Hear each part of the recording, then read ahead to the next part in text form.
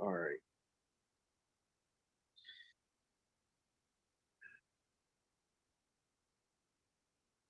Yeah, I better get my charger just in case it's already down to 77%. All right. Okay, let's see here. All right. Shabbat Shalom, everyone. I'm Brother Doug, as always. I'm with my brothers, uh, Brother Dennis, Brother Yahusha here, and my mom's sister Sharon. We're going to be doing Deuteronomy 31 to 34. And so we are about to get into the word here. So Deuteronomy 31, I'll be starting us off here. And you okay, Mom? Okay. So let's see here. So let me just open up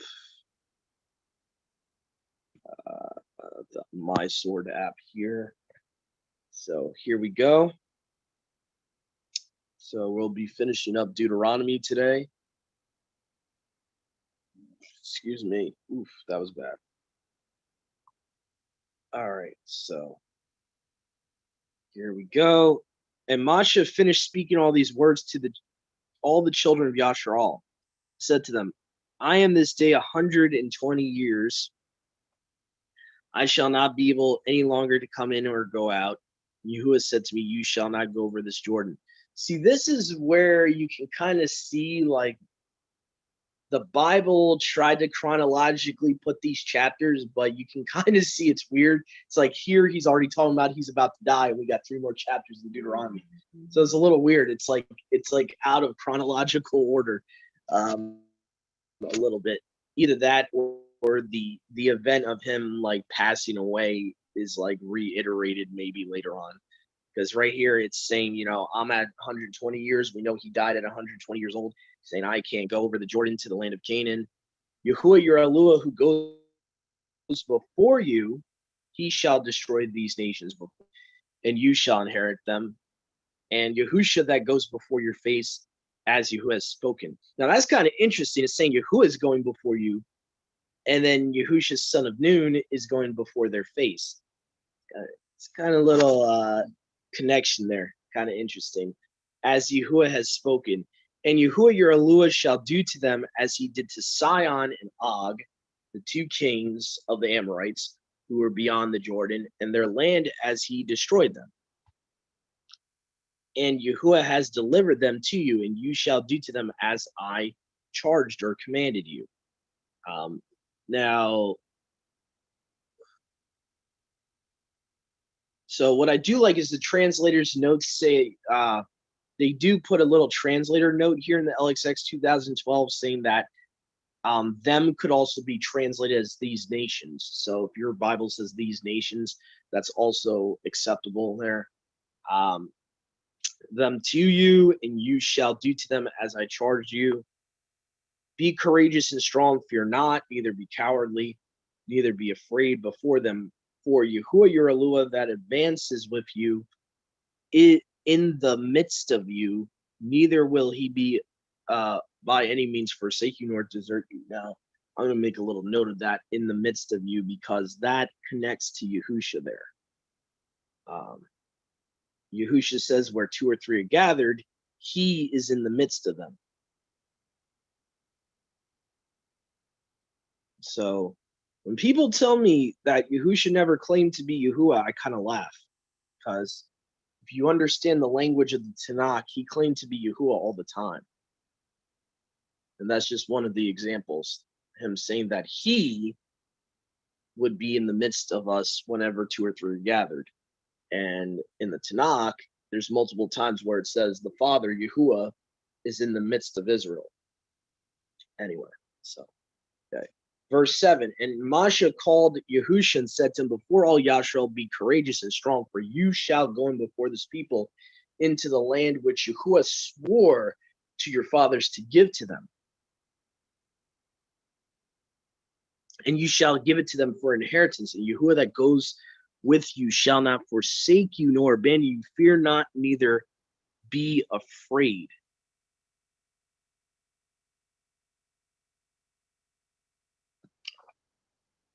Verse 9, and Moshe wrote the words of this law in a book and gave it to the priests, the sons of Levi, who bear the ark of the covenant of Yahuwah, and to the elders of the sons of Yasharal. And Moshe charged them in that day, saying, after 7 years, in the time of the year release, in the Feast of Tabernacles, when all Yasharal come together to appear before Yahuwah your Eluah in the place which Yahuwah shall choose you, shall read this law before all Yasharal in their ears. Now, as far as this commandment, I don't think this can only pertain to the land. There's no mention of the land here. So I think regardless, according to this chapter here, there seems to be allowance that we're able to keep this law in captivity where, in the year, the only problem is to play devil's advocate here, we don't know when the year of release will be because we basically have lost track of history when the first Jubilee for Israel would have been. So there's like no way to really know if this year is the Jubilee or next year. That's the only problem that I see with keeping that. If you want, I do it as a tradition every year for Tabernacles just to, what's the word I'm looking for, Mom? To well, not memorialize, but just in case it is the Jubilee, where's the word I'm looking for? Better be safe than sorry. Oh. So the custom, what our fellowship does is we read it every Feast of Tabernacles every year. So whenever the Jubilees would be, we would be by default reading it. So I don't see no harm in a little custom like that. I mean, as far as memorializing Tabernacles, you can't do much else other than being in a tent and reading the Torah. There's really there's no offerings in the Melchizedek priesthood. There's nothing else you're able to do during Sukkot. So I don't see the harm in doing that. But anyway, having assembled the people, the men and the women, the children and the stranger oh yeah, that's right. Okay, so verse 12 does limit it to the land as well. Okay. Having assembled the people, the men and the women, the children and the stranger that is in your gate, in your cities, that they may hear and that they may learn to fear Yahuwah your Eluah, and they shall listen to do all the words of this law. And their sons who have not known shall hear and shall learn to fear Yahuwah your Eluah all the days that they live upon the land into which you go over the Jordan to inherit it. And Yahuwah said to Moshe, behold, the days of your death are at hand. Call Yahusha and stand you by the doors of the tabernacle witness, and will give him a charge. And Moshe and Yahusha went to the tabernacle witness and stood by the doors of the tabernacle of witness. And Yahuwah descended in a cloud and stood before. Now I'm gonna look at that after we finish the chapter here. I have a feeling that's the verse to pay attention to. Yahuwah descended in a cloud.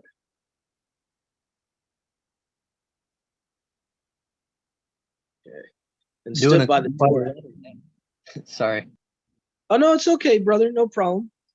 Yeah, I just know that I have a feeling the Targums are going to say they're the word of Yahuwah descended in a cloud, so I definitely want to look at that after I finish the chapter. I have a feeling. Let's see here. The tabernacle witness, the pillar of cloud stood by the doors of the tabernacle witness. Yahuwah said to Moshe, behold, you shall sleep with your fathers. You shall sleep with your fathers, and this people will arise and go a-whoring after strange mighty ones of the land into which they are entering, and they will forsake me and break my covenant, which I made them. Now that's prophecy. That's a important verse to highlight there, because Yahuwah's basically foretelling this event of them going after other mighty ones. I will be very angry with them in that day, and I will leave them and turn my face away from them. They shall be devoured, and many evils and afflictions shall come upon them. They shall say in that day, because Yahuwah my Eluah is not with me, these evils have come upon me. And I will surely turn away my face from them in that day, because of all their evil doings which they have done, because they turned aside after strange mighty ones. And now write the words of this song, teach it to the children of Yasharal, and you shall put it in their mouth, that this song may witness for me among the children of Yasharal to their face. For I will bring them into a tube land which I swear to their fathers to give to them, a land flowing with milk and honey. They shall eat and be filled and satisfy, and then will they turn aside after other mighty ones and serve them, and they will provoke me and break my covenant. And this song shall stand up to witness against them, for they shall not forget it out of their mouth, or out of the mouth of their seed. For I know their wickedness, what they are doing here to this day, before I have brought them into the tube land which I swore to their fathers. And Moshe wrote this song in that day and taught it to the children of Yasharal. And he charged Yehusha and said, be courageous and strong, for you shall bring the sons of Yasharal into the land which Yahuwah swore to them, and he shall be with you. And when Moshe finished writing all the words of this law in a book, even to the end, and he charged the Levites who bear the ark of the covenant of Yahuwah, saying, take the book of this law, you shall put it inside the ark of the covenant of Yahuwah your Elohim, and it shall be there among you for a witness. Or actually, the Greek would say within you. Interesting. That's interesting. For I know your provocation and your stiff neck. For yet during my life with you at this day, you have been provoking your conduct toward Elohim. How shall you not also be so after my death? So that was the end of 31.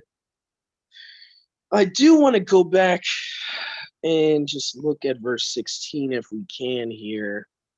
I have a feeling, or is that where it ends with you? Seriously? Yeah. That chapter, because mine goes into I call as witness heaven and earth against you. You know, it kind of goes on quite a bit after that in this version. Let me see here. Yeah, well, some versions, Mom, that's part of 32 verse 1. I see. Okay. Yeah, the Septuagint would have it as 32 verse 1. The next chapter is the first verse, what you just read. So it's not part of 31 according to the Septuagint. So it depends on the translator how they want to break up the chapters and stuff like that. Yeah, because basically that's the start of this song, the actual song that's talking about. And 32 is the whole song. So yeah, attend, O heaven, I will speak and let the earth hear the words out of my mouth. So he's calling witnesses, heaven and earth, as the two witnesses. But I wanted to go back and look at verse 15, and I just wanted to see something really quick. I have a feeling. Okay, let me just see here, because I have this on hand here. Let's look at the pseudo Jonathan one. I want to see what it says here. So I have a feeling this is one of the verses that shows Yehusha here. It is Deuteronomy 31:15. Yeah. And the esteemed splendor of Yahuwah revealed itself at the tabernacle in the pillar of the cloud. And the pillar of the cloud stood over the door of the tabernacle. Even though it doesn't say the word of Yahuwah, it says his esteemed splendor. And we know Yehusha is the exact image of Yahuwah. So the splendor of Yahuwah is Yehusha. So it's kind of interesting that the pseudo Jonathan Targum paraphrases as the splendor of Yahuwah was revealed. So anyway, just thought that was interesting. So just make a little note about that. Pseudo Jonathan reads it as the esteemed splendor of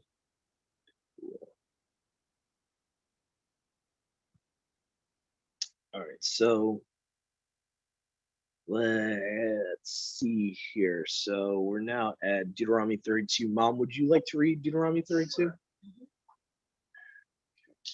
And Moshe recited the words of this song from beginning to end in the hearing of the whole assembly of Yahweh. Listen, O heaven, and I will speak. Hear, O earth, the words of my mouth. Let my teaching fall like rain, and my words descend like dew, like showers on new grass, like abundant rain on tender plants. I will proclaim the name of Yahuwah. Oh, praise the greatness of our Elohim. He is the rock. His works are perfect, and all his ways are just. A faithful Elohim who does no wrong, upright and just is he. They have acted corruptly toward him. To their shame, they are no longer his children, but a warped and crooked generation. Is this the way you repay Yahuwah, O foolish and unwise people? Is he not your father, your creator, who made you and formed you? Remember the days of old. Consider the generations long past. Ask your father, and he will tell you, your elders, and they will explain to you. When the Most High gave the nations their inheritance, when he divided all mankind, he set up boundaries for the people according to the number of the sons of Yashrael. For Yahuwah's portion is his people, Yaakov his allotted inheritance. In a desert land he found him, in a barren and howling waste. He shielded him and cared for him. He guarded him as the apple of his eye. Like an eagle that stirs up its nest and hovers over its young, that spreads its wings to catch them and carries them on its pinions, Yahuwah alone led him. No foreign might was with him. He made him ride on the heights of the land and fed him with the fruit of the fields. He nourished him with honey from the rock and with oil from the flinty crag, with curds and milk from herds and flocks, and with fattened lambs and goats, with choice rams of Bashan and the finest kernels of wheat. You drank the red blood of the grape. Yeshurun, also means Jerusalem, I think. Mm-hmm. Grew fat and kicked, filled with food, he became heavy and sleek. He abandoned the Elohim who made him. He rejected the rock, his savior. They made him jealous with their foreign mighty and angered him with their detestable idol. They sacrificed demons which are not mighty ones that had not known, mighty ones that recently appeared, mighty ones your fathers did not fear. You deserted the rock who fathered you. You forgot the Elohim who gave you birth. Yahuwah saw this and rejected them because he was angered by his sons and daughters. I will hide my face from them, he said, and see what their end will be. For they are a perverse generation, children who are unfaithful. They made me jealous by what is no mighty one, and angered me with their worthless idols. I will make them envious by those who are not a people. I will make them angry by a nation that has no understanding. For a fire has been kindled by my wrath, one that burns to the realm of death below. It will devour the earth and its harvests, and set afire the foundations of the mountain. I will heap calamities upon them and spend my arrows against them. I will send wasting famine against them, consuming pestilence and deadly plague. I will send against them the fangs of wild beasts, the venom of vipers that glide in the dust. In the street, the sword will make them childless. In their home, terror will reign. Young men and young women will perish. Infants and gray-haired men. I said I would scatter them and erase their memory from mankind. But I dreaded the taunt of the enemy, um, lest the adversary misunderstand and say, our hand has triumphed. Yahuwah has not done all this. They are a nation without sense. There is no discernment in them.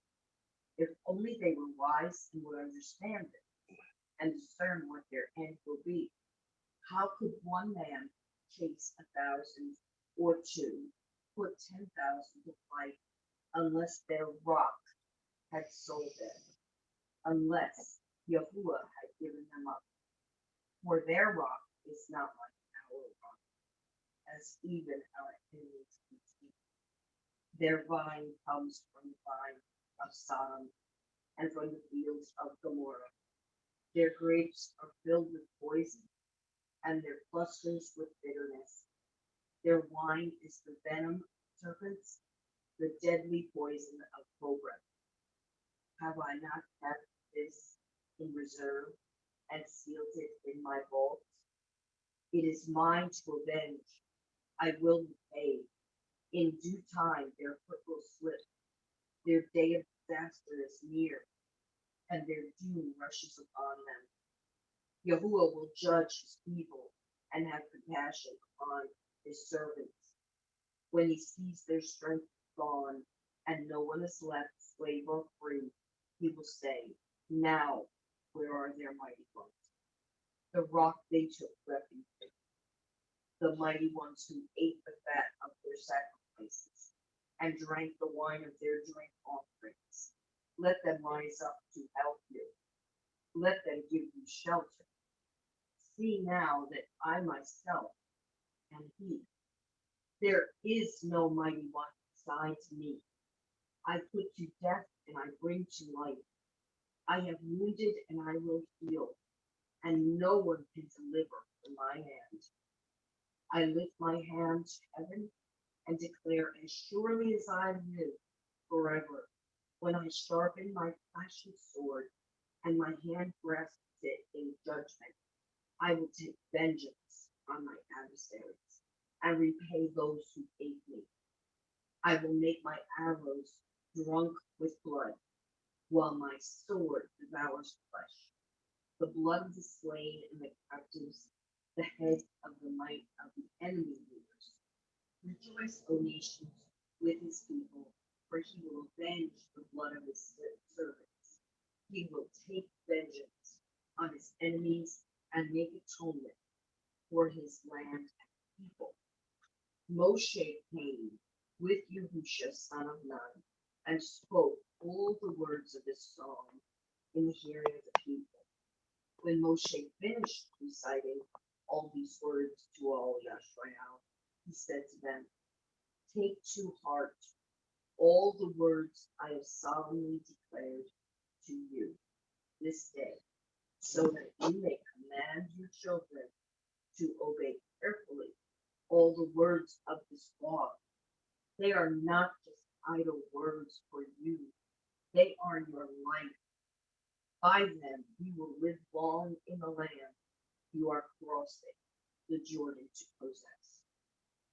On that same day, Yahuwah told Moshe, go up into the Abarim range to Mount Nebo in Moab, across from Jericho, and view Canaan, the land I am giving the children of Israel as their own possession. There on the mountain that you have climbed, you will die, to be gathered to your people. Just as your brother Aaron died on Mount Hor and was gathered to his people. This is because both of you,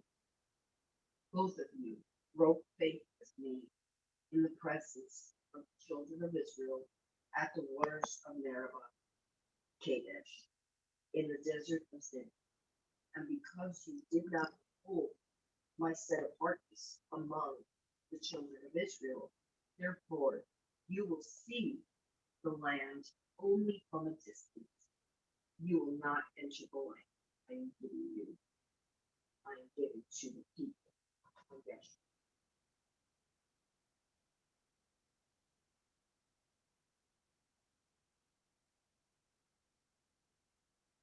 Long chapter, huh? Yeah. Yeah. There's a lot of notes I'm writing down here. Verse 12, Yahuwah alone led them.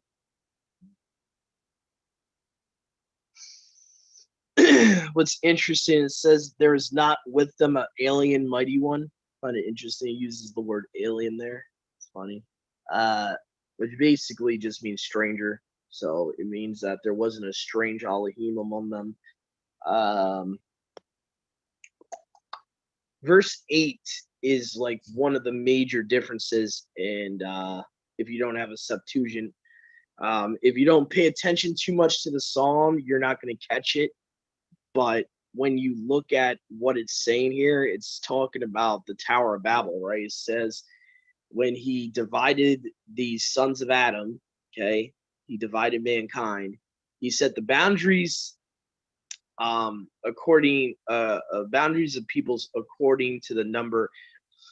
If you have a Masoretic text, it would say the sons of Israel, which makes no sense. Israel did not exist at that point. At the Tower of Babel, he did not exist. Jacob did not exist. If you have like a Septuagint or at least a translation that consults with the Dead Sea Scrolls or Septuagint, it would say it would at least say according to the number of the sons of Elohim at the minimum. Which, by the way, the ESV in that verse, in verse 8, says sons of Elohim. They take the Dead Sea Scrolls. There's a couple of modern Bibles that actually honor the Dead Sea Scrolls over the Masoretic in that verse because they see how historically inaccurate that verse is in the Masoretic. The New Hard English Bible says children of Elohim. Again, different from sons of Israel. Okay. There's multiple out there. ISV, the International Standard Version, children of Elohim.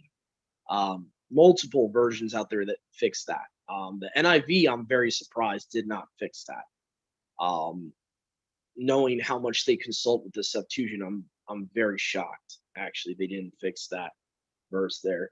But anyway, so the Septuagint literally would say angels of Yahuwah, angels of Elohim in the Greek, in Deuteronomy 32, verse 8. So that's a big deal there. What I found interesting too was in verse 4, if you catch it, right, it says the rock, right? Mm-hmm. Verse 4. Now it's interesting because in the Septuagint, rather than it saying the rock, it just says Elohim or Elua.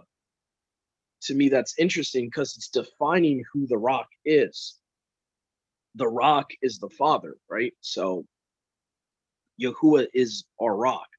So what's interesting is Yahusha refers to himself as the rock, as the foundation in the Brit Hadashah. In the New Covenant scriptures, you can see Yahusha refers to himself in the third person as the rock. So that's another important oneness thing to catch there.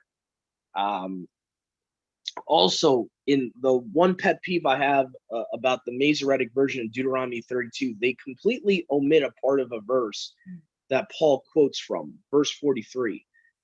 This they don't have. I thought that was interesting as well, how you have the Masoretic, for their rock is not as our rock, even our enemies themselves being judges. And then you have the Septuagint, for our Elua is not as their Elohim. And then if you go on and you could continue like to 32, I believe to 33. For their vine is of the vine of Sodom, and their vine branch of Amora, their grape, a grape of gall, their cluster is one of bitterness, their wine is the rage of serpents and the incurable rage of asps. And we know that, Yahusha is the vine, we are the branches, and he's he's also the wine that we drink. He said, drink of this wine, it represents my blood. So even 32 and 30, 31 and 33, when it's calling Yahusha the Alua, it's referencing him as the vine, it's referencing him as the wine, all talking about Yahuwah but pointing to Yahusha. So you can't deny it. Hallelujah. Hallelujah. Yeah. And verse 43 is one of the most important ones, in my opinion, because this shows that Yahusha is worthy of worship. Okay. It says here, and this is, mind you, everyone, this is where Paul gets this concept from, saying to the Son, let all the angels worship him. You know that verse? Yeah, this is where he's quoting from. Rejoice, ye heavens, with him. Let all the angels of Elohim worship him. Okay, who's the him? According to Paul, that's Yahusha. You can go to Romans 15:10. It's where he gets that concept from. So obviously, Paul would have had to use the Septuagint, obviously. And it's saying, rejoice ye Gentiles with his people. Let all the sons of Alua strengthen themselves in him, for he will avenge the blood of his sons. What's interesting is this is like one of the few times humans are being called sons of Elohim in the Tanakh. Very few times do you see that. And it seems like it's comparing the Angelos Theos referenced in the first part of the verse and comparing them to what we will eventually become is his children, his sons. So it's almost like a parallel in this verse. For he will avenge the blood of his sons, he will render vengeance, right ruling to his enemies, and will reward them that hate him, meaning he will, judge them according to their works. He will repay them for their wicked works. And Yahuwah shall purge the land of his people. So this is already talking about prophecy that he would have to purge this land that his people, polluted. So this is prophecy here. And it talks about Masha wrote this song in the day that he taught it to the children of Yahshua. It's funny how this is the one song none of us sing. You see no one singing it out. Usually, everyone wants to do Exodus 15 and these other songs. Deuteronomy 32 was actually a song he commanded us to learn. It's kind of ironic. But Masha finished speaking to all Yashrael, and he said to them, take heed with your heart to all these words, the words of the psalm, which I testify to you this day, which you shall command your sons to observe, to do all the words of this law. For this is no vain word to you, Christian. Okay, for it is your life. It is because of this word you shall live long upon the land into which you go over the Jordan to inherit it. And Yahuwah spoke to Moshe in this day, saying, go up to Mount Abarim, this mountain Nebo. So I guess Nebo and Abarim are the same mountain, which is in the land of Moab, over across from Jericho. And behold the land of Canaan, which I give to the sons of Yasharal. And die in the mountain where you go up, and be added to your people, as Aaron your brother died in Mount Hor, and was added to his people, because you disobeyed my word among the children of Yashrael at the waters of strife of Kadesh in the wilderness of sin, because you set me not apart among the sons of Yashrael. You shall see the land before you, but you shall not enter into it. So this song in Deuteronomy 32 is actually commanded for us to learn. And so my big takeaways was verse 8, mistranslated in should say distorted, not mistranslated, but distorted in the Masoretic text manuscript. Verse 4 seems to the Septuagint seems to allude verse 4 that Yahuwah is the rock. Yahusha is the rock, because it paraphrases the rock in the Septuagint as Theos, Elua, Elohim. So that's something interesting there. And verse 12, I find another oneness connection too. It says, Yahuwah alone led them. Now, this is talking about leading them out of Egypt. Now, someone might ask, well, isn't that a contradiction, Doug? Because Exodus says Yahuwah would send his messenger. It's not a contradiction if you understand he is the messenger he's sending. If you understand that he is Malak Yahuwah. If you understand that, no, it's not a contradiction. It's not to use movie quotes, but in a certain point of view, it's not a contradiction. Because if he's the Malak Yahuwah, if he's the Malak he's sending before them, if he's the same person as that messenger that's being sent before them, that's coming in his name, Exodus 23:21, then it's not a contradiction. He did alone go before them. So that's what I mean by a certain point of view. If you understand that, then actually it's perfectly flows with Exodus. So, and what's interesting too, it says Yakub was filled. So it shows that when we eat and we have all these possessions, we tend to forget about Yahuwah. And that's a warning, in my opinion. I would say verse 15 of this psalm is a very big warning for us. We can even apply this today, that when Yahuwah, there's an old saying, when you first come to Yahuwah, he'll give you everything you ever desired to see if you can handle it. He'll see if you can still put him first above everything he's baruching you with, if that makes any sense. So that's an old saying I've heard from someone. They provoked me to anger with strange mighty ones, with their abominations they bitterly angered me. Now here, verse 17 is another one I wanted to talk about too. We're definitely going to spend a decent bit of time here expounding this chapter. There's a lot of important stuff here. They sacrificed to devils and not to Elua, to mighty ones whom they knew not. New and fresh mighty ones came in, whom their fathers knew not. Now, certain translations, I really hate the way they mistranslate this. They try to make it look like they're not, they're not lesser mighty ones, that they're nothing, they don't exist or whatever, depending on your evangelical translators out there. Okay, no, they are mighty ones. They're lesser mighty ones. They are mighty ones. So that's why Septuagint has it worded like this. New and fresh mighty ones came in, whom their fathers knew not. What this is talking about, guys, like I said before, if you don't understand the divine counsel, you're not going to understand stuff like this. Why Yahuwah is even calling them mighty ones, okay? They're lesser mighty ones that Yahuwah put over the nations. And so when it's saying new and fresh mighty ones that their ancestors knew not, it's because their ancestors knew Yahuwah. They for the most part, the majority of their ancestors knew Yahuwah, worshipped Yahuwah only. And so what Yahuwah is saying is that these new, fresh, mighty ones, they're really sacrificing to demons. That's what these mighty ones are. And that's what it's saying. And we can go, it's funny enough, and I know people have their own opinions about this book, but I do believe it's scripture, and I believe it's real prophecy that's being fulfilled in Deuteronomy.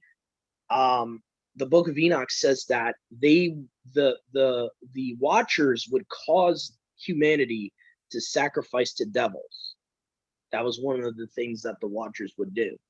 And they caused them to sacrifice to devils. And we see that even after the flood, they're still sacrificing to demons. They're sacrificing to idols.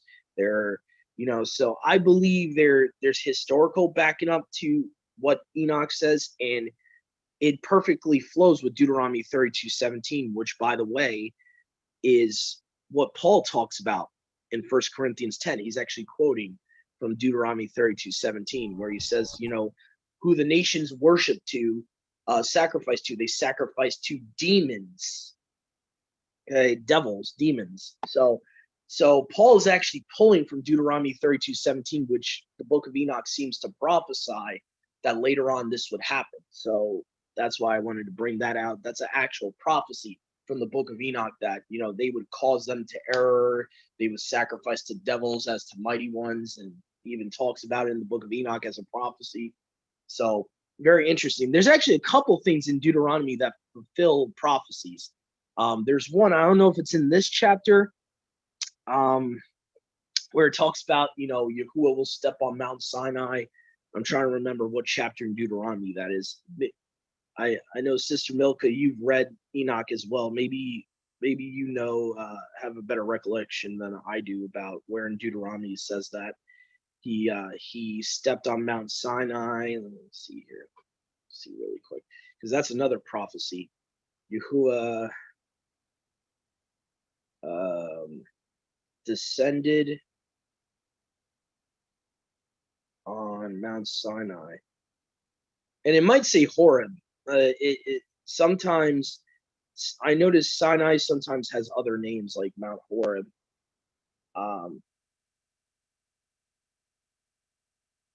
Yeah, here we go. My bad, not Deuteronomy, Exodus 19. It says Yahuwah descended to the top of Mount Sinai and called Masha. And interestingly enough, Enoch says that he would descend to Mount Sinai. So there's like multiple prophecies that are fulfilled in the Torah that Enoch would have spoken beforehand in the pre-flood era, and basically say that he was going to do that. So that is Exodus 19. See here, Exodus 19, verse 20. So Exodus 19, verse 20. Let me just see if there's other cross references to that, because I could have swore there's other places it talks about it. Yeah. Okay, so it says, and Yahuwah came down upon Mount Sinai on the top of the mountain. Yahuwah called Masha to the top of the mountain, and Masha went up. Yeah. Nehemiah 9, verse 13. Also, you came down upon Mount Sinai, and you spoke to them out of heaven, gave them right rulings and laws of truth, ordinances, and 2 commandments. So it's interesting. Nehemiah is even expounding a little bit there. He's saying, yeah, he spoke to them from heaven. Very interesting. Very interesting. So anyway, I just wanted to reference a couple of those references there. But eagle will watch over his brood. Okay, I'm just trying to see if there's anything else. Obviously, we see Yahuwah referencing all the 2 things that Yahuwah gave them from this land. They sucked honey out of the rock, oil out of the solid rock. And I guess you could even spiritualize that, like that the rock could be referring to Yahusha, to Yahuwah as well in verse 13, because he gave them honey. He gave them, oil and everything. Butter of cows, milk of sheep with the fat of the lambs. Again, those that believe that we're not supposed to be eating fat, okay? He gave them fat of the lambs and rams, of calves and kids, fat of kidneys, of wheat, and he drank wine, the blood of the grape. So again, it's saying here that Yahuwah gave them that. So if we're not supposed to eat fat, then you've got a problem literally right in the Torah, right in Deuteronomy there. So anyway, so that was verse 14 of Deuteronomy 32.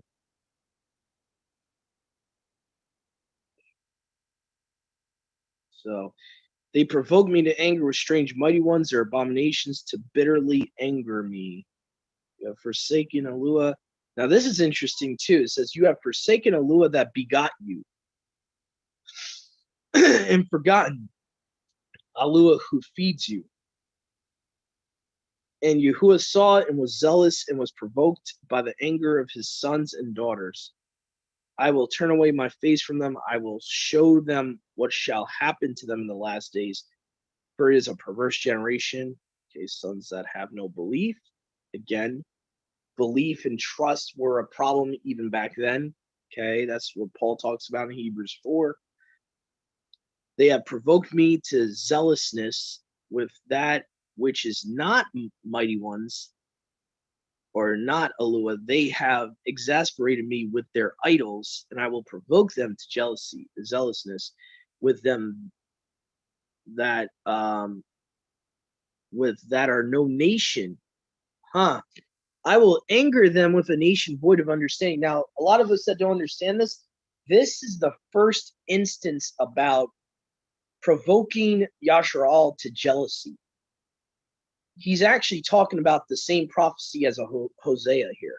Okay, he's saying that I will provoke them to jealousy with them that are not a nation.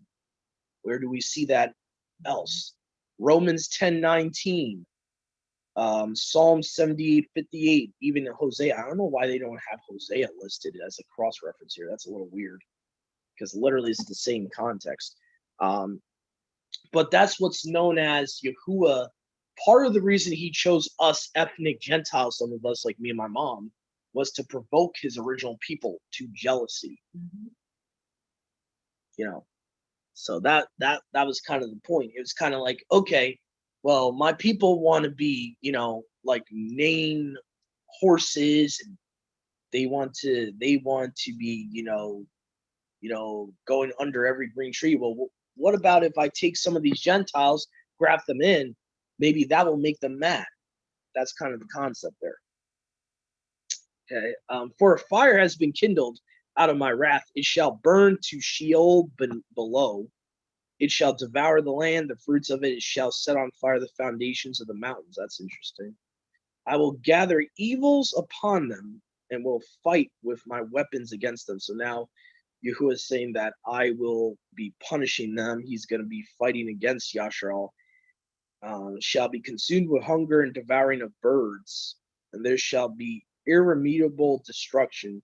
I will send forth against them teeth of wild beasts, the rage creeping on the ground, rage of serpents. So there's a lot of stuff here. But to me, the most important thing here when we look at this chapter and how it foreshadows Paul's revelation about Yahusha is verse 43. So people always say to me, Doug, what's the big deal with the Septuagint? Verse 43 is the big deal. Okay, the Masoretes conveniently took out, let all the Malachim of Yahuwah, of Alua, worship him. And we see Paul quotes from that, like I said before, in Romans 15:10, and says that it's referring to Yahusha as the him. And we can go there to show you what I'm talking about, why it's important. Because Paul expounds on that verse from Deuteronomy and says that the him it's referring to is Messiah. Okay. Again, he says, rejoice you nations with his people. Okay, we're just maybe got the wrong verse there. Hold on. When the first begotten comes into the world.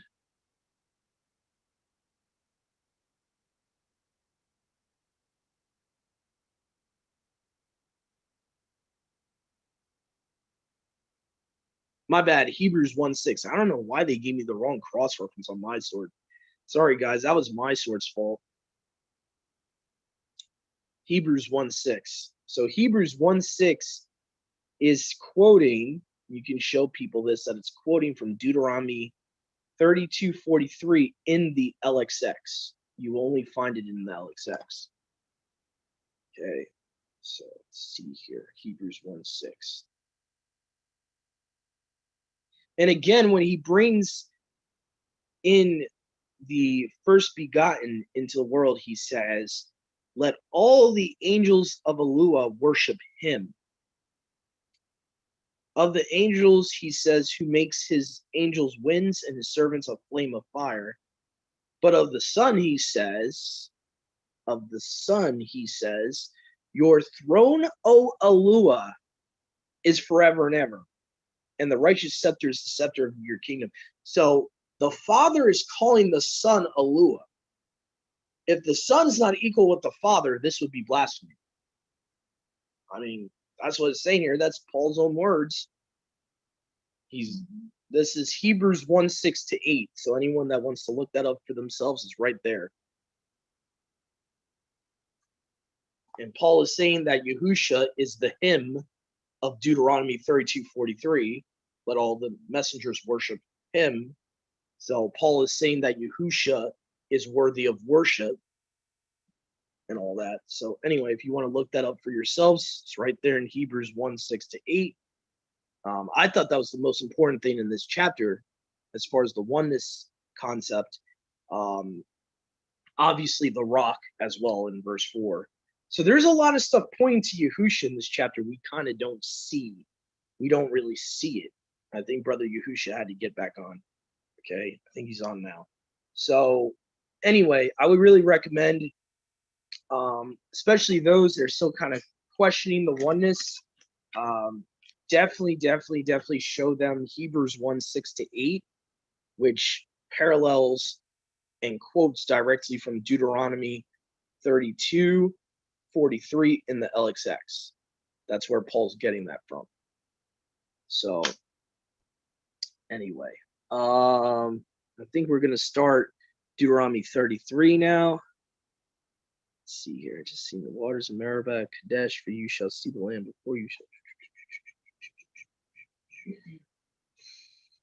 Okay, let's see here. Brother Dennis, would you like to read chapter 33? Oh, who were you talking to? Sorry, I just barely got back on. Okay. No, I was asking Brother Dennis if he wanted to read chapter 33. I can, if you'd like. Can you hear me okay? Can you hear me? Perfect, bro. Perfect. Okay. All right. This is the baraka with which Moshe, the man of Elohim, baraked the children of Yisrael before his death. And he said, Yahweh came from Sinai and rose from Seir for them. He shone forth from Mount Paran and came with 10,000s of set-apart ones, at his right hand a law of fire for them. Indeed, he loves the peoples. All the set-apart ones are in your hand, and they sat down at your feet, receiving your words. Moshe commanded us a Torah, an inheritance of the assembly of Jacob, and he was sovereign in Yeshurun. When the heads of the people were gathered, the tribes of Yisrael, let Reuben live and not die, and let his men be numbered. This is Yehuda. And he said, Hear, Yahweh, the voice of Yehuda, and bring him to his people. His heads shall fight for him, and you be a help against his enemies. And Louis, he said, your Tumen and your Urim belong to your kind one, whom you tried at Massa, with whom you contended at the waters of Meribah. He said of his father and mother, I have not seen them, and he did not acknowledge his brothers, or know his own children, for they have guarded your your word and watched over your covenant. They teach your right rulings to Jacob, and your Torah to Yisrael. They put incense before you and a complete burnt offering on your altar. O Yahuwah, barak his strength, and accept the work of his hands. Smite the loins of those who rise against him, and of those who hate him, that they rise no more.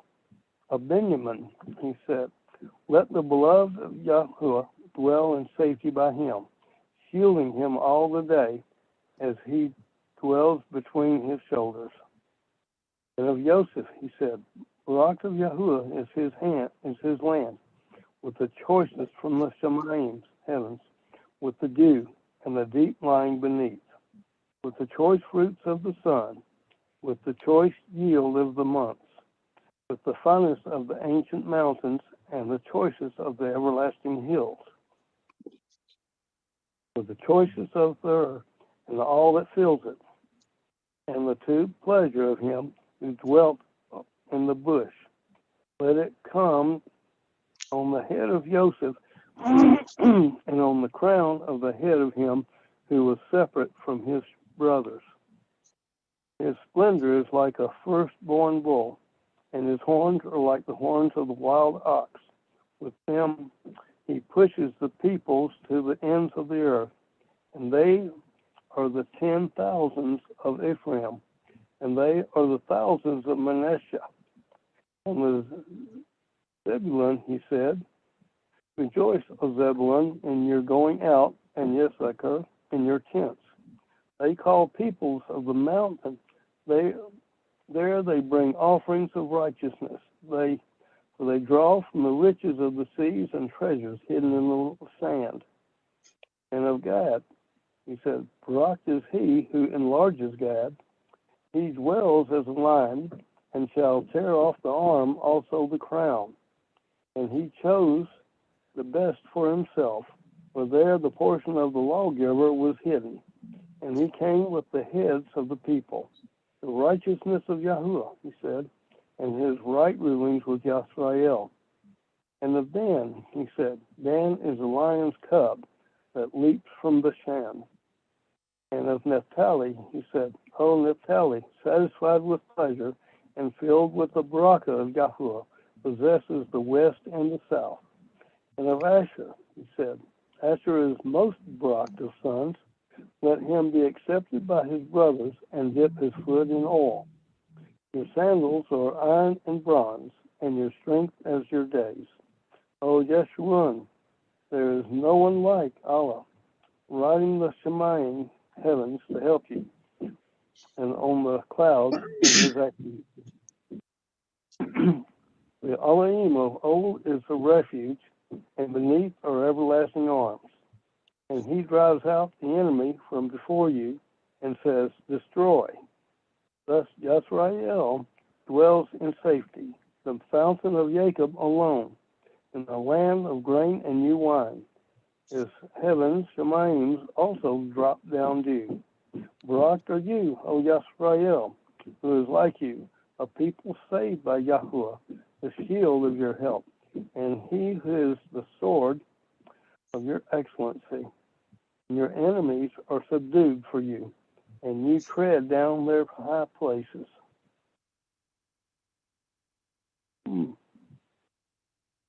Barak is for the whole land of Yisrael.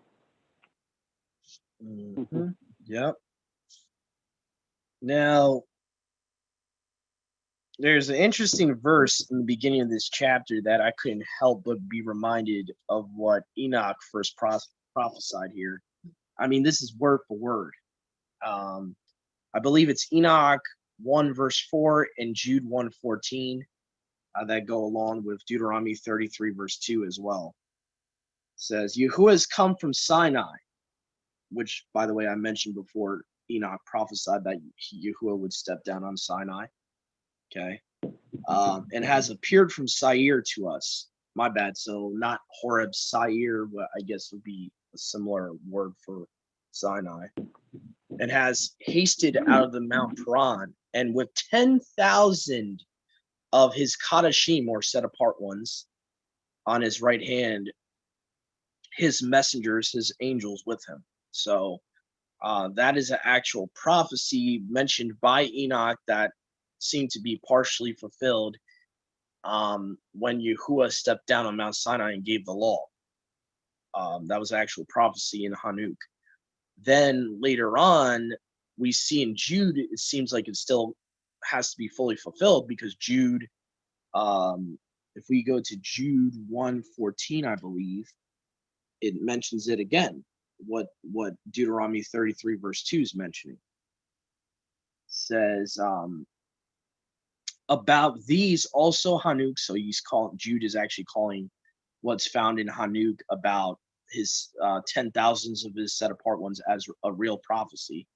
He's saying, about these also Hanuk the seventh from Adam prophesied, saying, look, Yahuwah comes with 10,000s of his Kadashim, or set apart ones, to execute judgment on all, and to convict every person of all their works of wickedness, which they have done in a wicked way, and of all the hard things which wicked sinners have spoken against him. So we see that Jude 1:14-15 is saying that it still has to happen. Like it still has to be fully fulfilled.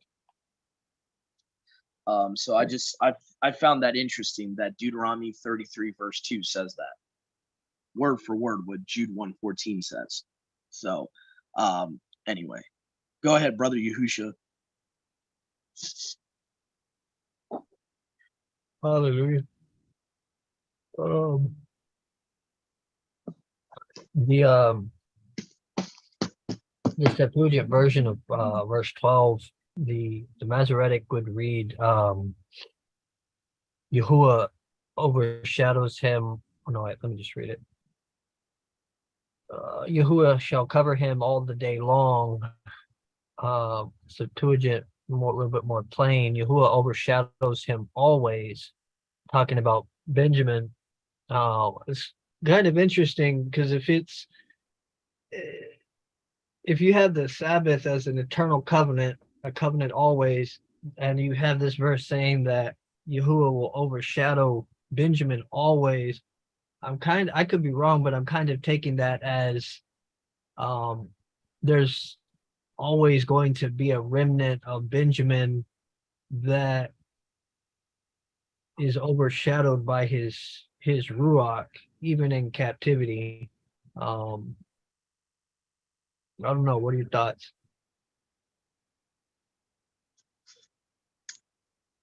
What verse is that again? It's verse 12. It says, Yahuwah shall overshadow Benjamin always.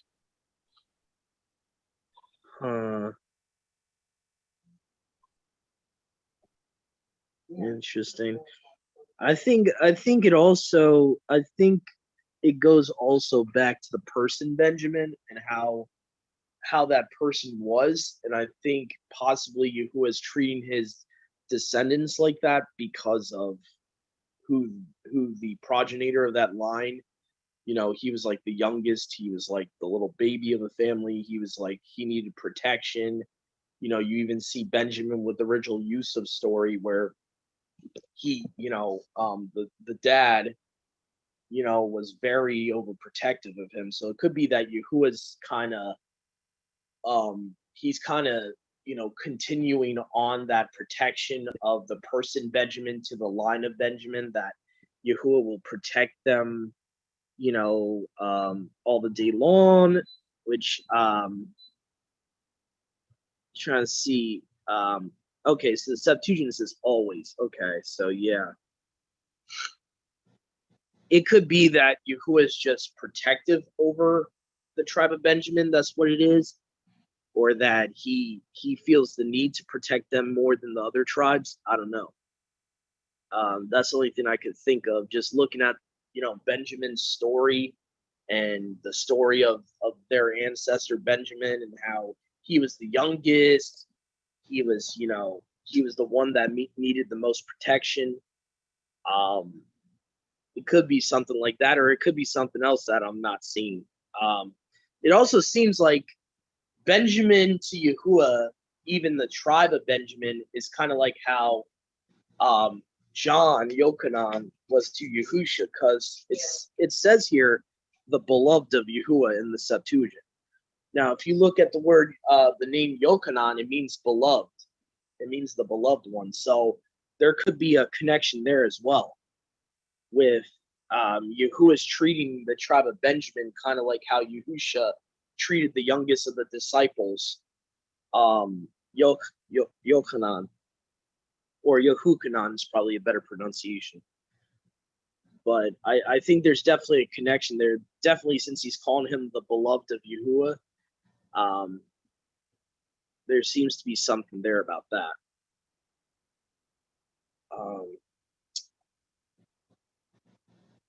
Seasons of the sky, the dew.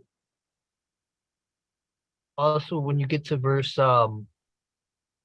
29, the very last part, it says, your enemies shall speak falsely to you, and you shall tread upon their neck. which is, I don't know if this is yeah, okay, yeah, it's talking about Baruch are you, O Yashral, who is like you, O people saved by Yahuwah, your helper shall hold his shield over you, and his sword is your boast, and your enemy shall. Okay, so it's talking about Yashral shall tread upon the neck of their enemies. Interesting, because we have Yahusha treading upon the head of the serpent, the head of the enemy, while Yashral, which is the body below the head, is treading upon the neck of the enemy. Hmm. Yeah, that's interesting. Also, that seems to foreshadow to the promise, the messianic lineage promise as well, where you have Yahuwah saying that he would subject all his enemies under his feet and all that.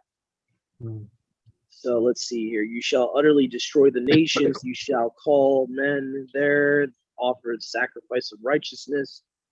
For the wealth of the sea shall suckle you.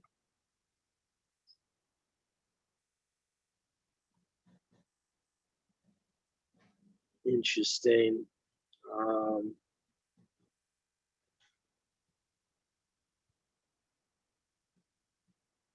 Now, what's interesting here, I never noticed this before, but it's a little bit different. In verse 26, it says, there is not such as the Alua of the beloved, he who rides upon the heaven, your helper, and the magnificent one of the firmament. So that seems to be a little bit different than the Masoretic there, I think. Yeah, Yeshurun, they put well, the Masoretic obviously puts just the prefix L there, which I'm not a fan of. There's none like unto the L of Yeshurun. Very weird. It's like, so that's one of the only few times you see Yeshurun being used as a title for Israel. I find it interesting. Instead of the Yeshurun, it just says the beloved in the Septuagint. So I find that interesting. And yeah, so that's a little bit different there. What I also found interesting, going back to verse 2, I never noticed this in the Masoretic. It sounds a little weird in the Masoretic. It's kind of interesting. Is instead of saying that there's messengers at his right hand, it says from his right hand went a fiery law for them, which I have no problem because that, that's who Yahusha is. He's the law. But I just find it interesting, rather than the Septuagint saying on his right hand were his messengers, they kind of get rid of that and say from his right hand came the law. So it's kind of weird. It's like, why would you want to change that unless you want to discredit the Brit Hadashah maybe or something? That doesn't really make sense to change it like that. Which, I mean, to their own detriment, they made it stronger for our case for Yahusha here. I don't know if they really realized that that's what they were doing, but by changing that, you're actually saying his right hand is the law. So I don't think they even realized they did that when they changed the verse. I think they probably had ill intent when they changed it. So that's kind of interesting. But I noticed a little difference there. So that was kind of interesting. But I think that's about it for 33. That's all I really saw. There was a lot of barakas for the tribes here.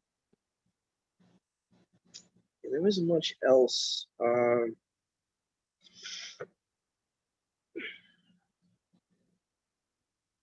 Everlasting arms. Okay, so underneath his everlasting arms.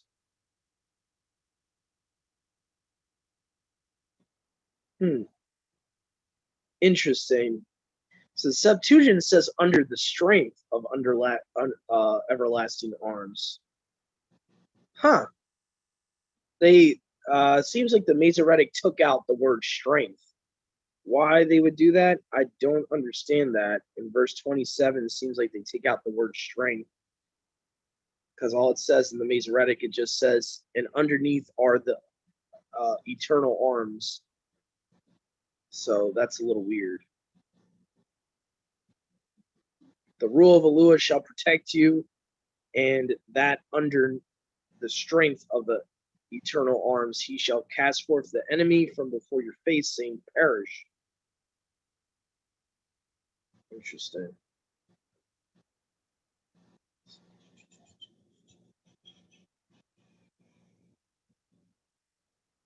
See here. So it talks about who is joyful like Yashrel, people saved by you, who are the shield of your help, who is the sword or of your excellency. Now that's interesting.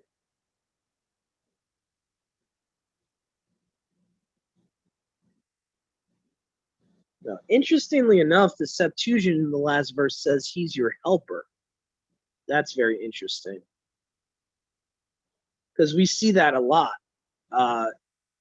In the Targums, it'll say like the word of you, who is your helper? So I find that interesting. So it says, who is like to you, O people saved by Yahuwah, your helper, shall hold his shield over you, and his sword is your boast. Interesting. His sword. Isn't there other places, Mom, where it says that our boast should be in Yahuwah, or our boast should be in his word? So that's interesting. It says, his sword will be your boast, and your enemies shall speak falsely to you, and you shall tread upon their neck. Yeah, that's interesting. Masoretic says high places. What? They're really trying to get rid of Yahusha even in places like this. Tread upon their high places? What? That doesn't make any sense. I can see the correlation between neck and high places, because the high places would be where they went to worship their head. Their high places would be the connection between, if they're the body, like they're worshiping these four and mighty ones, they're the body of these four and mighty ones. The high place would be the place that connects them to the head, their mighty one. So okay. Yeah, that's why the Catholic Church is always on a hill. Oh. Yeah.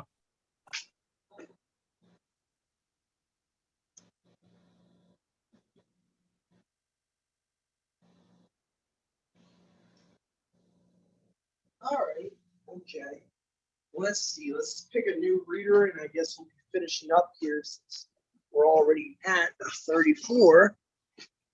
All right. Let's see. Sister Milka, are you able to read for us? Shabbat Shalom. Shabbat Shalom.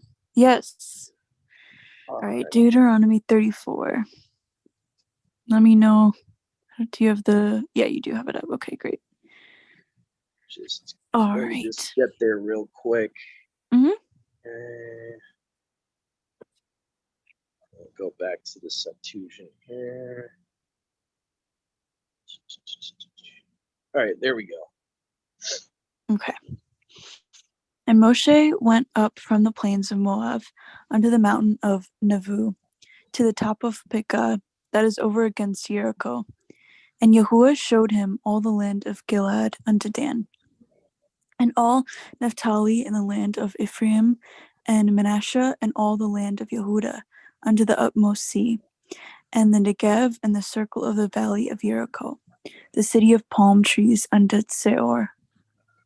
And Yahuwah said unto him, This is the land whom I swore unto Abraham, unto Yitzchak, and Yaakov, saying, I will give it unto your seed. I have caused you to see it with your eyes, but you shall not go over thither. So Moshe, the servant of Yahuwah, died there in the land of Moab, according to the word of Yahuwah. And he buried him in a valley in the land of Moab, over against Bet Peor. But no man knows of his sepulchre unto this day. And Moshe was 120 years old when he died, His eye was not dim, nor his natural force abated. And the children of Yasharal wept for Moshe in the plains of Moab 30 days. So the days of weeping and mourning for Moshe were ended. And Yahusha the son of Nun was full of the Ruach, for Moshe had laid his hands upon him. Oh, sorry, it says Ruach Chachma, which is the spirit of wisdom. For Moshe had laid his hands upon him, and the children of Yasharel hearkened unto him, and did as Yahuwah commanded Moshe. And there arose not a prophet since in Yasharel like unto Moshe, whom Yahuwah knew face to face, and all the signs and the wonders whom Yahuwah sent him to do in the land of Mitzrayim to Pharaoh, and to all his servants, and to all his land, and in all that mighty hand, and in all the great terror whom Moshe showed in the sight of all Yasharal.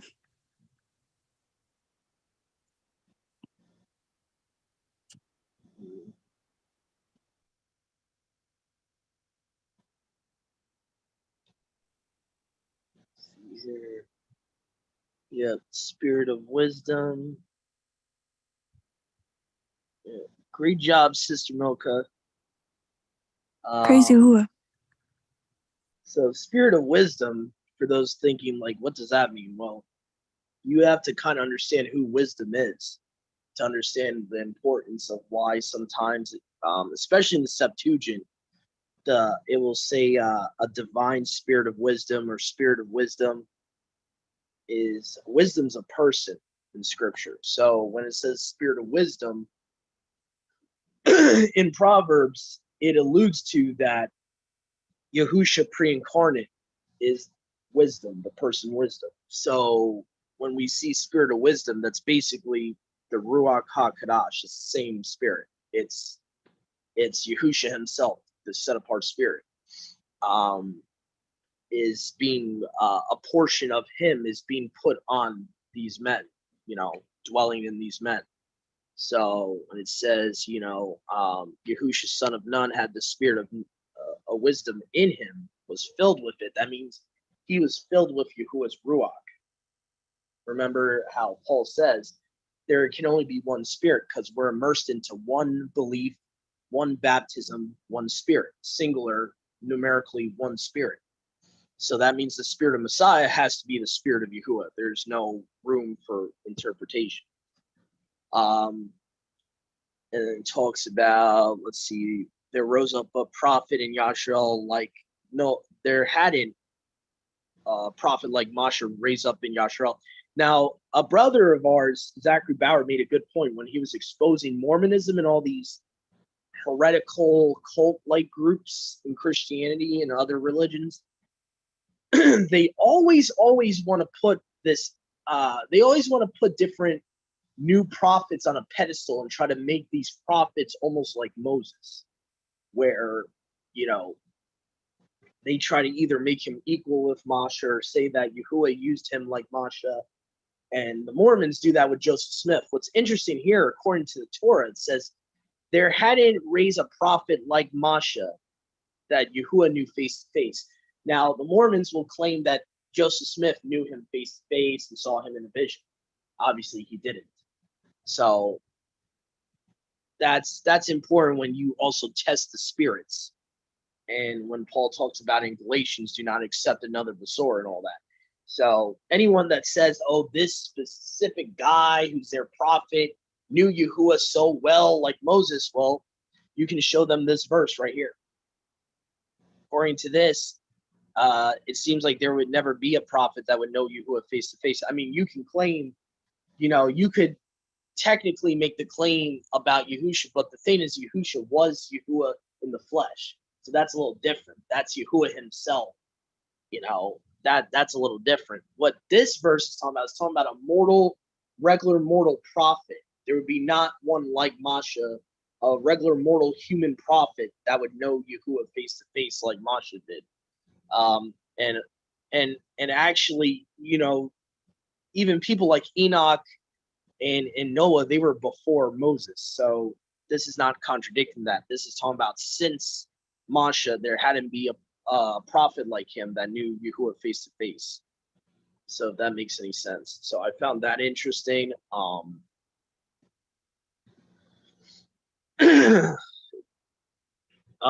Let's see here.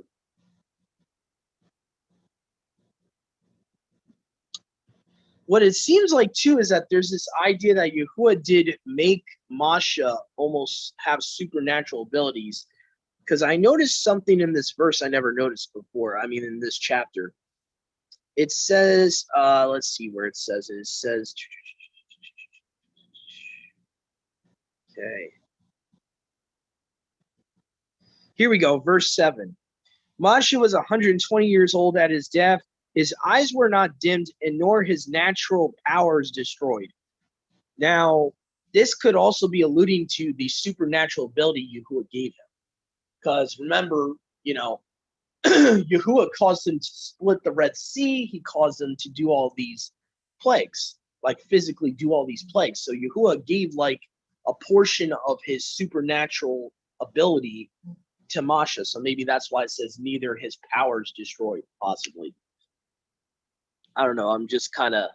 I guess it could be. At the same time, I would venture to say that the way that people weaken over time in today's time, and the way that some people begin to go blind, it's not natural. It's definitely not. It's a lot of environmental. It's a lot of food-based things. It's a lot of I would imagine back then people were, they were living to a ripe age like this and still being in full strength. People just taking their breath. Yeah, that's true. That's true. I wonder what the Greek word for powers are here. I'm wondering if this is talking about like supernatural ability or something. I wonder, because usually when Yahuwah said to them like your sandals did not fade and all that, and usually there's a specific word for like just talking about like a person's health. Let me just see. I want to look into this real quick because their sandals not fading. That's definitely supernatural. Yeah, that's like he talked about how your clothes did not fade, your sandals did not fade, like even their physical appearances, it's like they did not age at all. So it could be that, but it could. I'm just wondering if this is more talking about the power that Yahuwah gave him, that the Ruach gave him to do what he did. I think by power, I think strength would be more more accurate word. Here. Just trying to look. Why don't I have these here? Okay. I really think that it's possible that he might be saying, he did not die because his body had fainted him. This is all part of the whole thing at Meribah. This is, all, and we see that there are situations where life is shortened because of certain things like that. So I think he's just trying to say he did not die because his strength was gone or his eyes were dim. Yeah. That's how I've always taken that anyway. Yeah. It's just a weird wording. The Masoretic would read the same, nor his natural force abated. However, the ABP, it's showing that the Greek word is not anything close to strength or power. It says, nor his eyes were not darkened, nor his lips corrupted. That seems to be almost metaphoric to like, he didn't stop seeing the truth of his word, and he didn't speak corruption of the word. Yeah, good guile. Yeah, they call it guile in the old Middle English language. They would call it, not speaking guile out of your mouth. Yeah. I mean, he's still highly favored. Which actually points to him being a type of Yahusha. Why it would mention that is because the Messiah was supposed to have no guile in his mouth. Even though all of us are not supposed to really, it's sin to have guile in our mouths. there was a messianic prophecy that there was no guile found in his mouth and all that. So that could be why the Septuagint says that is Masha was supposed to be a type of Yahusha. There's many types of Yahusha before Yahusha came to earth. There was one I just found out recently in Isaiah I never thought of before. I'm trying to remember the king's name. I think it's in chapter 23 or 24. The king that Yahuwah kind of treats like the Messiah, where he says, I'm going to give, his crown. I'm going to give your crown to this guy, and so on and so forth. I forget if it's Isaiah 23 or 24. I'm trying to remember the guy's name. It was, let me see here.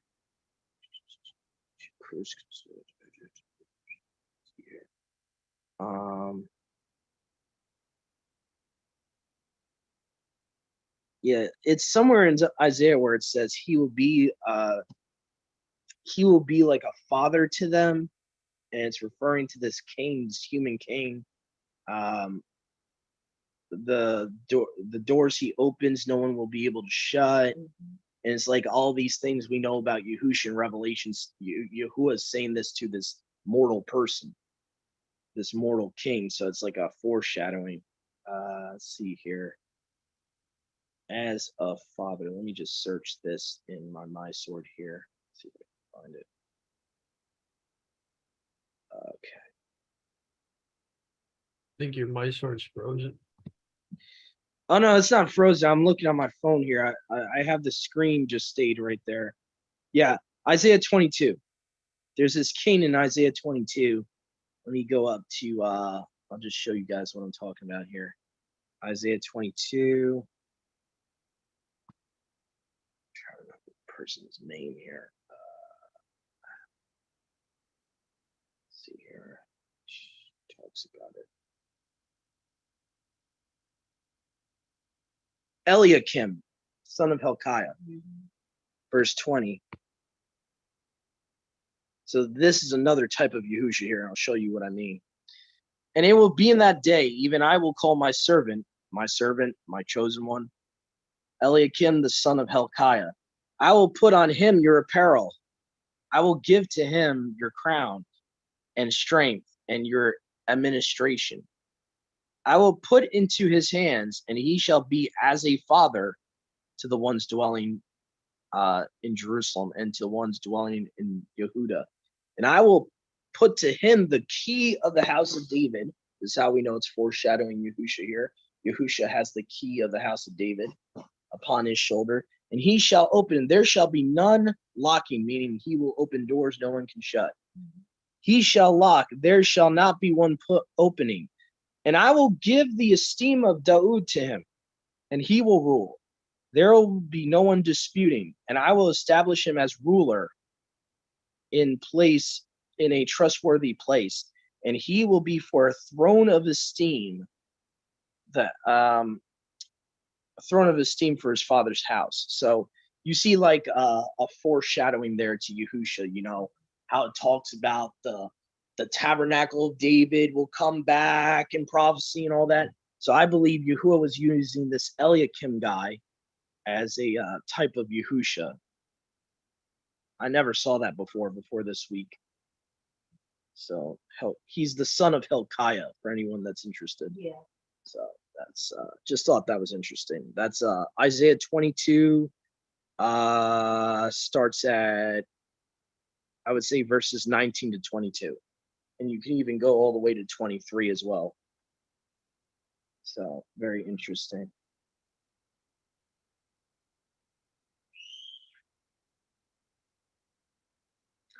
Okay, so that's pretty much it for that. All right, so I think that's going to be it for today's study, unless we have anything else we wanted to bring up.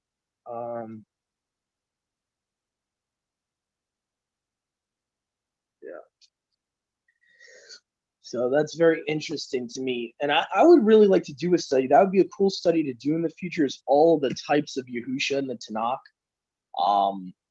I remember Rob Skiba was talking about one study he did when he was first called out of the church, he did a study with his wife, now a widow, Sheila, um, where they had like a graph, and they did like they would compare, Yusuf's life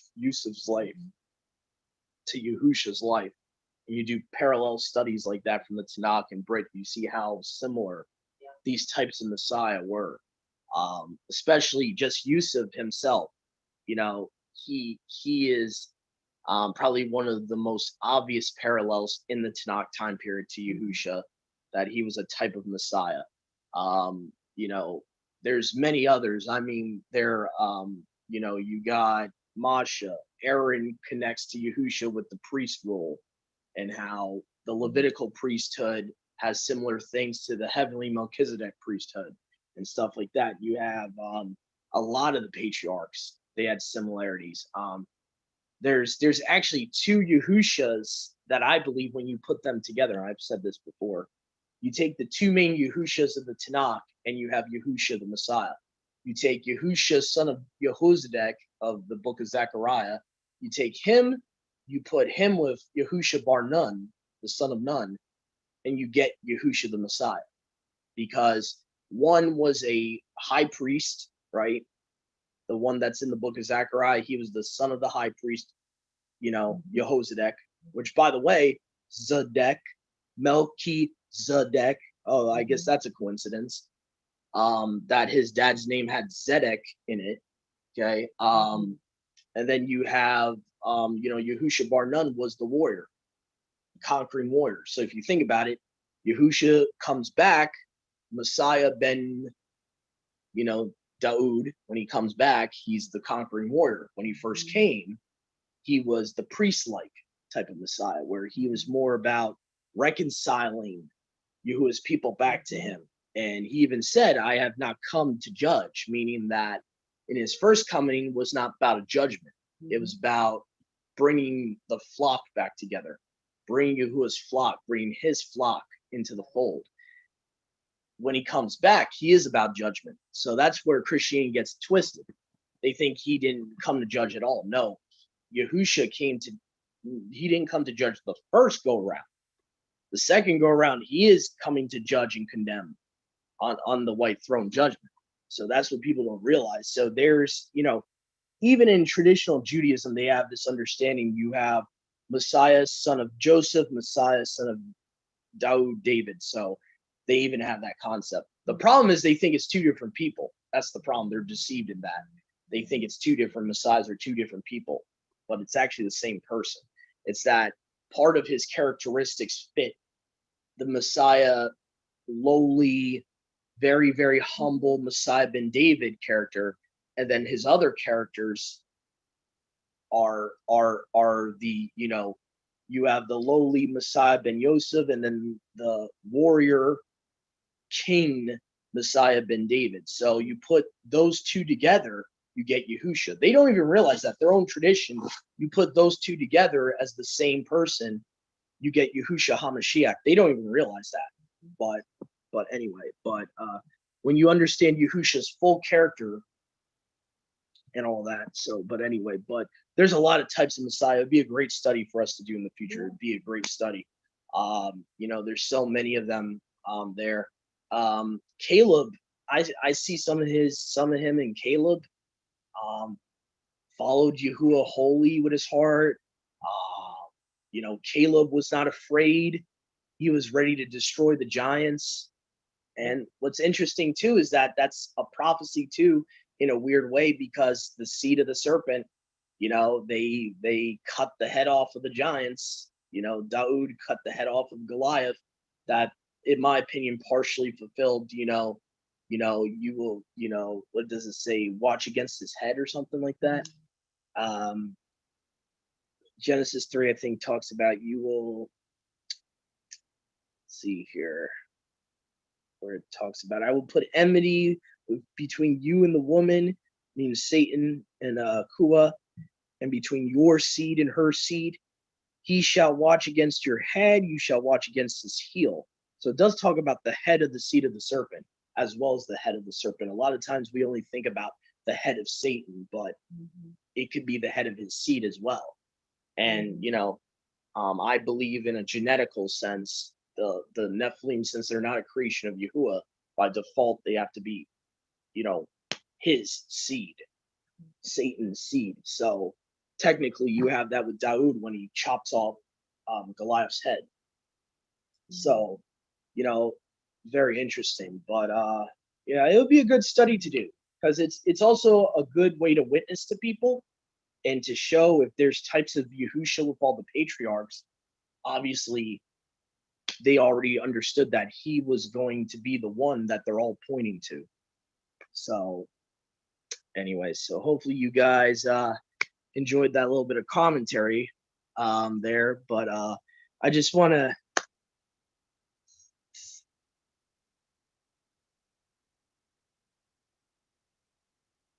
Oh no, I'm not saying they don't believe. I don't want people to misunderstand what I'm saying.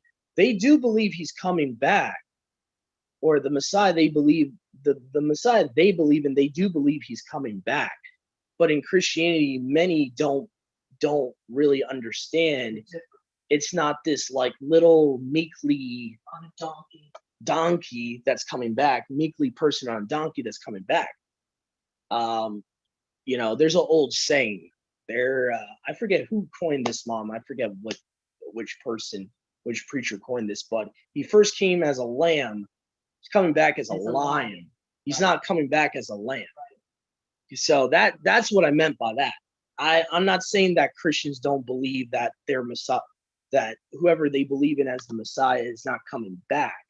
They have a wrong idea of who they think the Messiah actually is. They think it's like a super overly humble person that I would doesn't say want to. some believe that some do believe that JC is coming back for judgment, to pour out his wrath on the Yeah, that's what I meant. Okay. I had to correct myself. I was like, I do think some of them are coming back. They're thinking that he's going to come back and judge. They might not have the full understanding, but I think we have to sometimes give them more credit, because they are reading, like they see that, like in Joel, where it says, the day of Yahuwah, woe to them who look forward to the day of Yahuwah and his judgment and his wrath. So I think some of them do. They just don't, I don't know. They think they'll be out of here before it happens. That's the real or they don't equate, somehow they don't equate, like Brother Yahusha says, they don't equate the day of the wrath with the catching away. So that's the problem, is that they don't realize it's the same 24-hour. And also you have different millennialists. I forget, I did a study on this one. I watched a video long ago where Jim Staley was talking about all the different belief systems of Christianity on premillennialism, amillennialism. You have like 4 or 5 different arpazo beliefs out there. Not all of them are pre-trib, some are mid, post, and some of them don't even believe that, some don't believe the millennium's physically on earth. Those that believe, there's some pre-tribbers out there that think the millennium, like basically, that it was him reigning from heaven. There's some like weird Facebook groups out there I've been looking at with the whole Tartarian Empire thing, and they're trying to say, oh, Tartaria was the millennial kingdom in the Middle Ages and he reigned from heaven and this and that. And I'm like, no. So there's a lot of misunderstandings with that. There's a lot of misunderstandings of the millennial being a physical earthly kingdom. I'm pretty sure some do believe that, but you really don't hear many of them out there, preaching that. There probably is some out there that believe in a physical millennial earthly reign, but not many. And then the majority I've heard that, especially a pre-trib, they believe in this whole I think it's called amillennialism. Thanks. Yeah, they believe in like this whole okay, well, as soon as he went up to heaven, the millennium started. Right. And he just reigned from his throne in heaven, and so that's part of the problem too. Is not even in that faith, not everyone agrees with, what end times is talking about. And in this faith, and the truth is the same way too, because a lot of that leaven gets brought into this Torah walk. So you got a lot of people that come from those backgrounds that have that. They have the pre-trib, they have, amillennialism, they have, they don't equate, the second coming with the same day as the day of Yahuwah. Some of them, I don't know if you know this, but some believe that they believe the day of Yahuwah is more than a 24-hour period. I don't know if you ever heard of that, but some of them believe that as well. So it gets really convoluted when you're talking about eschatology within the Christian church. It's very convoluted. Go ahead, Brother Yahusha. I just had a complete, my brain just it'll come back. It'll come back. Yeah. Okay. I've heard an alternative view that's somewhere, I guess, in the middle recently. And I forget exactly what, because I have one verse that would say that, that in the moment I had one verse that would show me that it's here on earth, but I know a person that he believes that it is it's not that Yahusha is reigning from the heaven, it's that the millennial is in heaven while the earth is given a rest period. But my question then would be, okay, are the nations up there as well? And then everybody comes back down, because you still have to have the nations that are going up to the Feast of Tabernacles. And I believe it says if they're going up to Jerusalem, doesn't it? Well, yeah, it says going up to Jerusalem every year. And it doesn't say that Jerusalem's the new Jerusalem. There's not one verse in prophecy that says the 1,000-year millennial reign would be with the golden city. It does not mention that. Does it say Mount Zion?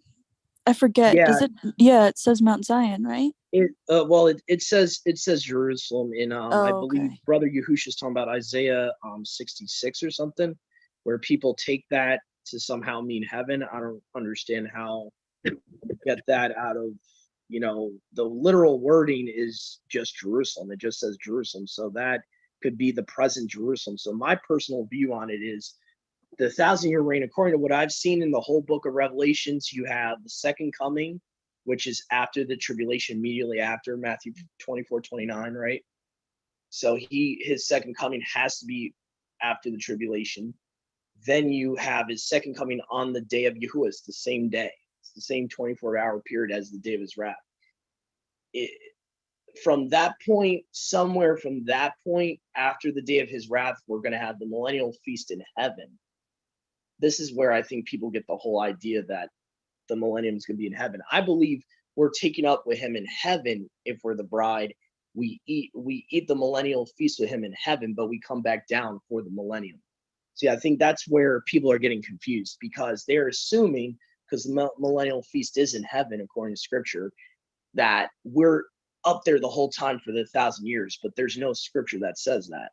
So I believe the millennial feast is a separate event from the actual millennial reign. It's you could say it's like the beginning of the 1,000-year millennial reign. So like you're having that feast and then you're coming back down to earth, obviously, because with the millennial you have to have a Levitical priesthood and all that. So to have a Levitical priesthood, you have to be on the earth. You can't be operating a Levitical priesthood in heaven. Because Yahusha is the priest in heaven. So when Paul says, if he was on earth, he cannot be a priest. So for the millennial reign to have a Levitical priesthood, well, the Levitical priesthood is not a heavenly priesthood. So by default, you have to have the millennial reign on earth, if that makes any sense.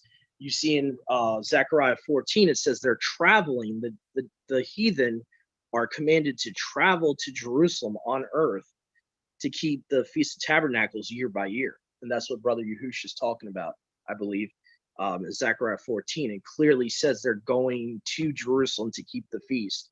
So if they're in heaven, why would they have to travel to Jerusalem? If they're in the golden city up above in heaven, why would they have to, doesn't make sense. And there's just other scriptures. There's Isaiah 65 or 66 that says they're going to Jerusalem to keep the new moons and Sabbaths. Even though technically the word new moon is not really there, it's month, from month to month. Still, it's the same concept. Each month they're going up to worship Yahuwah, and it says from month to Sabbath, they are to come to worship him. So that alone to me says that you have to have, let me see here if I can find it exactly where it says here. Here we go. Isaiah 66:23. It shall come to pass from month to Sabbath, all flesh shall come to worship before me in Jerusalem, says Yahuwah. Now the Masoretic doesn't have Jerusalem. That's part of the problem. So a lot of people have equated this to the new heaven, new earth. I respectfully disagree. I believe this is a millennial context verse. This is talking about the millennial reign on earth. They would have to travel to Jerusalem month to month, Sabbath to Sabbath. So, like, basically, once the Sabbath is over, you would have the heathen, going about their business. Then the next Sabbath, they would have to come up, type of thing. So, because if they're in heaven, they don't need to travel. This wouldn't even make any sense. Because it says they're traveling to worship him in Jerusalem. If you're in heaven, there's no point for this verse. It doesn't even make any sense, in my opinion. So that's why I hold to the millennial view of Isaiah 66:23. I hold to a physical earthly millennial reign. I don't believe in that Yahushua was supposed to reign from heaven or what have it. It doesn't make sense. Number one, Zechariah 14 would make no sense if he's supposed to reign from heaven.